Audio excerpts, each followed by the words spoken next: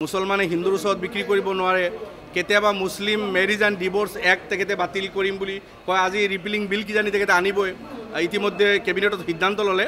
তো মুসলমানে কেনেকৈ বিয়া পাতিব তাতেও তেখেতৰ চকু মুসলমানৰ ছোৱালী কি পিন্ধিব তাতেও তেখেতৰ চকু মুসলমানে ক'ত মাটি কিনিব বেচিব তাতেও তেখেতৰ চকু এতিয়া হিন্দু মুসলমান কৰি কৰি যোৱা পাৰ্লিয়ামেণ্ট ইলেকশ্যনত ফুল্লি ফেল কৰিল তেখেতে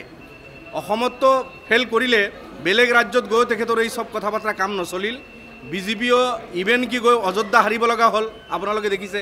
আৰু বিভিন্ন জায়গাত তেখেতসকলৰ হিন্দু মুসলমান এইটো কামত নিদিলে তথাপিও মাননীয় মুখ্যমন্ত্ৰীয়ে তেখেতে তাৰ পৰা লেছন নলৈ অসমত এটা বিশেষ সম্প্ৰদায়ক টাৰ্গেট কৰি তেখেতে অহৰহ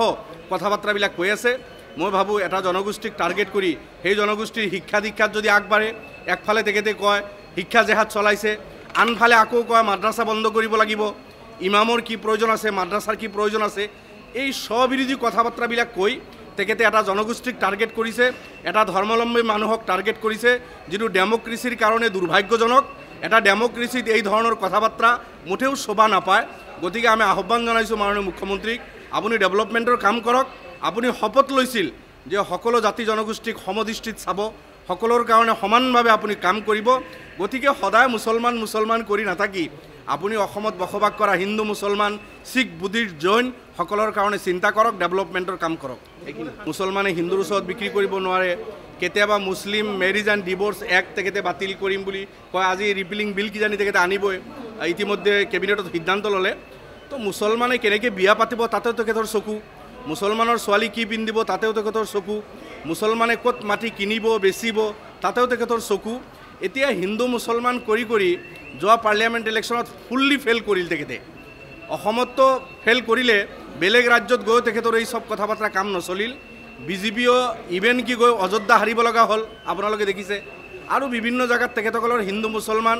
এইটো কামত নিদিলে তথাপিও মাননীয় মুখ্যমন্ত্ৰীয়ে তেখেতে তাৰ পৰা লেছন নলৈ অসমত এটা বিশেষ সম্প্ৰদায়ক টাৰ্গেট কৰি তেখেতে অহৰহ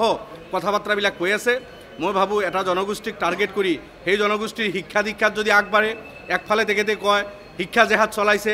আনফালে আকৌ কয় মাদ্ৰাছা বন্ধ কৰিব লাগিব ইমামৰ কি প্ৰয়োজন আছে মাদ্ৰাছাৰ কি প্ৰয়োজন আছে এই স্ববিৰোধী কথা বাৰ্তাবিলাক কৈ তেখেতে এটা জনগোষ্ঠীক টাৰ্গেট কৰিছে এটা ধৰ্মাৱলম্বী মানুহক টাৰ্গেট কৰিছে যিটো ডেমক্ৰেচিৰ কাৰণে দুৰ্ভাগ্যজনক এটা ডেমক্ৰেচিত এই ধৰণৰ কথা বাৰ্তা মুঠেও শোভা নাপায় গতিকে আমি আহ্বান জনাইছোঁ মাননীয় মুখ্যমন্ত্ৰীক আপুনি ডেভেলপমেণ্টৰ কাম কৰক আপুনি শপত লৈছিল যে সকলো জাতি জনগোষ্ঠীক সমদৃষ্টিত চাব সকলোৰ কাৰণে সমানভাৱে আপুনি কাম কৰিব গতিকে সদায় মুসলমান কৰি নাথাকি আপুনি অসমত বসবাস কৰা হিন্দু মুসলমান শিখ বুদ্ধিষ্ট জৈন সকলৰ কাৰণে চিন্তা কৰক ডেভেলপমেণ্টৰ কাম কৰক